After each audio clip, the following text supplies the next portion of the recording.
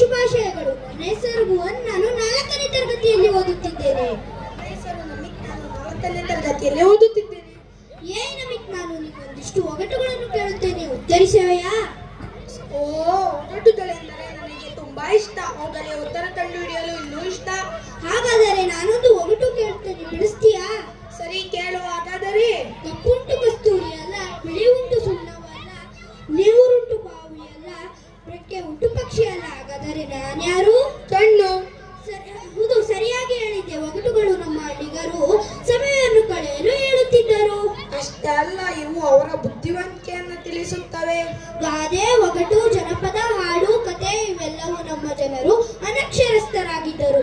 ಇವರ ಬುದ್ಧಿವಂತಿಕೆಯನ್ನು ಸಾಹಿತ್ಯ ರಚನೆಯೊಂದಿಗೆ ತಿಳಿಸುತ್ತಿದ್ದರು.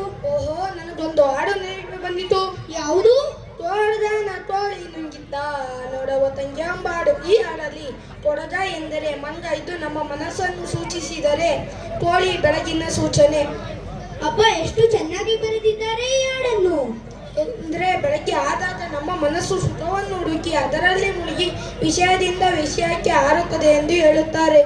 ಇದೇ ಹಾಡಿಗೆ ನಮ್ಮ ಗೆಳೆಯರು ಹೆಜ್ಜೆ ಹಾಕಲು ಬರುತ್ತಿದ್ದಾರೆ. ಇವರನ್ನು ಸ್ವಾಗತಿಸಿಕೊಳ್ಳೋಣ. ಧನ್ಯವಾದಗಳು.